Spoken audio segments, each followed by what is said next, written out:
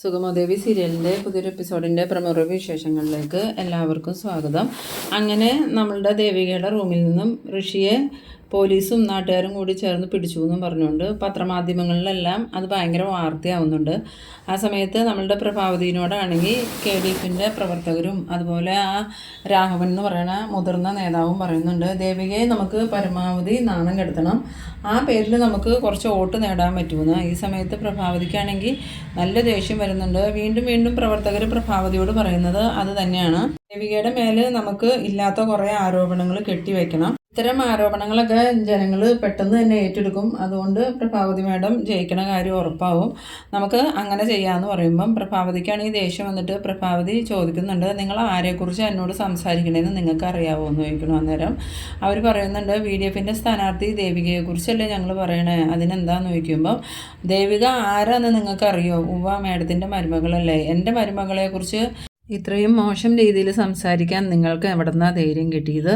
പറഞ്ഞു. ഇനി മേലാൽ ദേവികയെക്കുറിച്ച് ഒരു വാക്ക് മോശമായി സംസാരിച്ചാൽ നിങ്ങളുടെ ചെകിടടിച്ച് ഞാൻ പൊളിക്കുന്നു. അത് കേട്ടതും പ്രവർത്തകരും അതുപോലെ ആ രാഘവേട്ടനൊക്കെ ആകെ ഞെട്ടിപ്പോകുന്നുണ്ട്. ആ സമയത്ത് രാഘവേട്ടൻ ചോദിക്കുന്നുണ്ട്, എന്താ പ്രഭാവതി ഇങ്ങനെയൊക്കെ പറയണേ?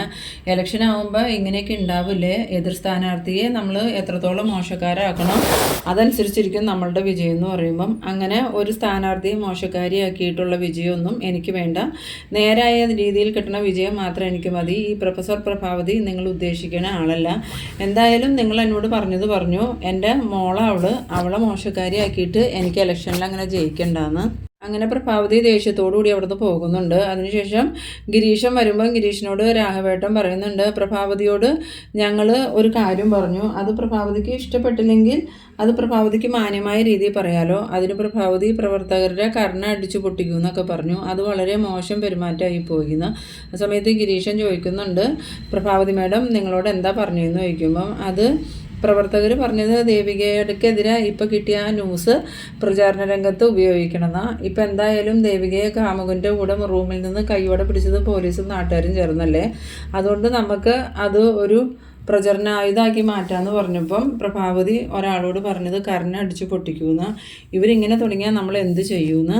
ആ സമയത്ത് ഗിരീശൻ പറയുന്നുണ്ട്, എന്തായാലും രാഘവേട്ടനൊക്കെ ഇങ്ങനെ മേഡത്തോട് സംസാരിച്ചത് തന്നെ തെറ്റായിപ്പോയി. മേഡത്തിന് ദേവിക ആരാന്നുള്ളത് രാഘവേട്ടനെ അറിയില്ലേ? ദേവികയെ സ്വന്തം മോളെ പോലെ തന്നെയാണ് മേഡം കാണുന്നത്. എന്നിട്ട് പിന്നെ അവരെന്തിനാ ദേവികയ്ക്കെതിരെ മത്സരിക്കാനായിട്ട് ഞങ്ങളോട് സീറ്റ് ചോദിച്ചതെന്ന് ചോദിക്കുമ്പം, അതൊന്നും എനിക്കറിയില്ല, എന്തോ ഒരു കാര്യം കൊണ്ടാണ് മേഡം അതിന് തയ്യാറായത്, അതിൻ്റെ കാരണമൊന്നും എനിക്കറിയില്ല. എന്തായാലും മേഡം നേർവഴിക്കല്ലാതെ വളഞ്ഞ വഴിക്കൊന്നും ജയിക്കാനും ഉദ്ദേശിക്കുന്നില്ല. മേഡം ഒരിക്കലും അതുപോലെ ചെയ്യുകയില്ല. ഇനി വീണ്ടും നിങ്ങൾ ഇങ്ങനെ ഒരു കാര്യം മേഡത്തോട് പറഞ്ഞാൽ മേഡത്തിൻ്റെ പ്രതികരണം എങ്ങനെയായിരിക്കുമെന്ന് നമുക്ക് ഊഹിക്കാൻ പോലും പറ്റില്ല എന്ന്. ഇതേസമയം നമ്മളുടെ സിദ്ധാർത്ഥനാണെങ്കിൽ ആകെ ടെൻഷനായി നിൽക്കുകയാണ്. കാരണം TV തുറന്നിട്ടുണ്ടെങ്കിൽ ചാനലിലെല്ലാം വരുന്ന വാർത്ത ഒന്ന് തന്നെയാണ്, VDFിൻ്റെ സ്ഥാനാർത്ഥി കാമുകനൊപ്പം വീട്ടിൽ നിന്നും പിടിയിലായിന്ന്. അത് കേട്ടതും സിദ്ധാർത്ഥൻ ദേഷ്യത്തോടുകൂടി തന്നെ TV ഓഫ് ചെയ്തിട്ട് രജനീനെ വിളിക്കുന്നുണ്ട്. രജനി വന്നതും എന്താ വെച്ചാന്ന് ചോദിക്കുമ്പം, നീ എന്തിനാ ഇവിടെ ആരോ അതിക്രമിച്ച് കയറിയെന്നും പറഞ്ഞ് ഞങ്ങളെയൊക്കെ വിളിച്ച് പറഞ്ഞേന്ന്. അതാച്ചാ ഇവിടെ ആരോ കയറിയെന്ന് എനിക്ക് മനസ്സിലായി, പക്ഷേ ഞാൻ ആളെ ഒന്നും കണ്ടില്ലായിരുന്നു. അപ്പം ദേവിക കണ്ടായിരുന്നോ എന്ന് ചോദിക്കുമ്പോൾ, ഇല്ല ദേവികയും കണ്ടില്ല, ഞാൻ വിളിച്ച് പറഞ്ഞപ്പോഴാണ് ദേവികയെ അറിഞ്ഞത്. പിന്നെ ദേവികയുടെ ഫ്രണ്ടാണെന്നും പറഞ്ഞ് ദേവിക ഋഷിയെ റൂമിൽ നിന്ന് കൊണ്ടുവന്നത് എന്തിനാന്ന് ചോദിക്കുമ്പോൾ, അതൊന്നും എനിക്കറിയില്ല അച്ഛാ, ദേവിക ഋഷിയുടെ കൂടെ റൂമിലുണ്ടെന്നും എനിക്കറിയില്ലായിരുന്നു. ആരോ അതിക്രമിച്ച് കയറിയിട്ടുണ്ട്, വലിയ കള്ളന്മാരാണെങ്കിലോ എന്ന് വിചാരിച്ചാൽ ഞാൻ പോലീസിലേക്ക് അറിയിക്കാൻ പറഞ്ഞത്. അല്ലാതെ ഇത് ഋഷിയാണെന്നോ ഋഷിയും ദേവികയും തമ്മിൽ പരിചയം ഉണ്ടെന്നൊന്നും എനിക്ക് അറിയില്ലായിരുന്നു. പക്ഷേ ദേവിക ഋഷിയെ കണ്ട സമയത്ത് എന്നോട് ഇങ്ങനെ പറഞ്ഞിരുന്നെങ്കിൽ ഇങ്ങനെയൊന്നും സംഭവിക്കില്ലായിരുന്നു. ഇതിപ്പോൾ വലിയ നാണക്കേടായി പോയല്ലോ. TVക്കാരും പത്രക്കാരൊക്കെ അത് ദേവികയുടെ കാമുകനാണെന്ന് പ്രചരിപ്പിച്ചുകൊണ്ടിരിക്കുകയാണ്. ആ സമയത്ത് സിദ്ധാർത്ഥൻ പറയുന്നുണ്ട്, അത് തന്നെയാണ് ഞാൻ പറഞ്ഞത്, ഇതിപ്പോൾ തെരഞ്ഞെടുപ്പിനേക്കാളും കൂടുതലായിട്ട് നമ്മളുടെ കുടുംബത്തെ ബാധിക്കുന്ന കേസാണ്. എന്തായാലും ആ ഋഷി പ്രഭയെ കൊല്ലാനായിട്ട് വന്നതാണ്, പ്രഭയ്ക്കും അറിയായിരുന്നു ദേവികയ്ക്കും അറിയായിരുന്നു എന്ന് പറയുമ്പം രജനി പറയുന്നുണ്ട്, അതെന്തിനായിരിക്കും അവൻ അമ്മയെ കൊല്ലാൻ നടക്കുന്നത്? അന്ന് അമ്മയെ തട്ടിക്കൊണ്ട് പോയതും അവൻ തന്നെയാണെന്നല്ലേ അമ്മ പറഞ്ഞ. അന്ന് അമ്മയോട് ചോദിച്ചപ്പോൾ അമ്മ അതിന് വ്യക്തമായ മറുപടി ഒന്നും പറഞ്ഞില്ല. അമ്മ അവനക്കെതിരെ കേസും കൊടുത്തില്ല. ഇതിൻ്റെ പിന്നിൽ എന്തോ ഒരു വലിയ രഹസ്യം ഉണ്ടാച്ചാന്ന്. ആ സമയത്ത് സിദ്ധാർത്ഥൻ പറയുന്നുണ്ട്, അത് തന്നെയാണ് എനിക്കും തോന്നണം മോളെ. എന്തായാലും ഇതിൻ്റെ പിന്നിൽ വലിയൊരു രഹസ്യമുണ്ട്, അത് നമുക്ക് സാവകാശം പ്രഭയോട് ചോദിച്ച് മനസ്സിലാക്കാമെന്ന്. പിന്നീട് നമ്മളുടെ അരുന്ധതി ആണെങ്കിൽ ഇങ്ങനെ ഋഷി ചെയ്ത കാര്യങ്ങളൊക്കെ ആലോചിച്ചുകൊണ്ടിരിക്കുന്ന സമയത്ത് അരുന്ധതിയുടെ ഫോണിലോട്ട് ത്യാഗരാജൻ വിളിക്കുന്നുണ്ട്.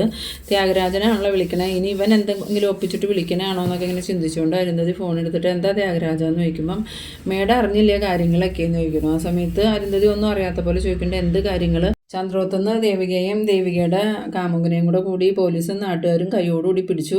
ഇനിയിപ്പോൾ എന്തായാലും അത് ദേവികയുടെ വിജയത്തെ ബാധിക്കുമെന്ന് ആ സമയത്ത് അരുന്ധതി ചോദിക്കുന്നുണ്ട്. ത്യാഗരാജനോട് ഇത് ആരാ പറഞ്ഞതെന്ന് ചോദിക്കുമ്പം ആരെങ്കിലും പറഞ്ഞിട്ട് വേണോ മേഡം? ജനങ്ങൾ മൊത്തം ചർച്ച ചെയ്യുന്നത് ഇപ്പം ഇതിനെക്കുറിച്ചല്ല. ഇതുപോലെയുള്ള ഒരു പെണ്ണിനെ ആരെങ്കിലും വോട്ട് ചെയ്യുമോ? ഇനിയിപ്പോൾ മേഡം ദേവികയ്ക്ക് വേണ്ടി കാശൊന്നും മുടക്കേണ്ട കാര്യമില്ല. ദേവിക 8 നിലയിൽ തന്നെ തോക്കും, ആ കാര്യം ഉറപ്പായി. അത് കേട്ടതും നമ്മളുടെ അരുന്ധതിക്കാണെങ്കിൽ വല്ലാണ്ട് ദേഷ്യം വരുന്നുണ്ട്. അരുന്ധതി എന്നിട്ട് നീ ഇത് പറയാനാണോ ത്യാഗരാജ വെച്ചാൽ നീ ഫോൺ വെച്ചിട്ട് പോയെന്ന് പറഞ്ഞ് ദേഷ്യപ്പെട്ടുകൊണ്ട് ഫോൺ വയ്ക്കുന്നുണ്ട്. പിന്നീട് വേഗം തന്നെ അരുന്ധതി ഫോൺ എടുത്ത് CPക്ക് വിളിക്കുന്നുണ്ട്. CPക്ക് വിളിച്ചിട്ട് CP ഫോൺ എടുത്തതും എന്താ മേഡം എന്ന് ചോദിക്കുമ്പം അതേ CP വിവരങ്ങളൊക്കെ അറിഞ്ഞില്ലേ എന്ന് ചോദിക്കുന്നു. മേഡം അത് നമ്മളുടെ ഇലക്ഷനെ ഒരുപാട് പ്രതികൂലമായി ബാധിക്കും മേഡം. ഇനി മേഡം ഇലക്ഷന് വേണ്ടി അധികം പൈസയൊന്നും ചിലവാക്കണ്ടെന്ന് എൻ്റെ അഭിപ്രായം. എന്തായാലും ഇനി ദേവിക ജയിക്കാനൊന്നും പോകുന്നില്ല. പിന്നീട് CP ചോദിക്കുന്നുണ്ട് ഈ ഋഷി എങ്ങനെയാണ് ആ സമയത്ത് ആ ചന്ദ്രോത്ത് എത്തിയെന്ന് ചോദിക്കുമ്പം എനിക്കതൊന്നും അറിയില്ല CP. ഋഷി പ്രഭാവതിയെ വകവരുത്തണമെന്ന് പറഞ്ഞ് പോയതാണ്. പ്രഭാവതി എന്നെ വിളിച്ചപ്പം പറഞ്ഞത്.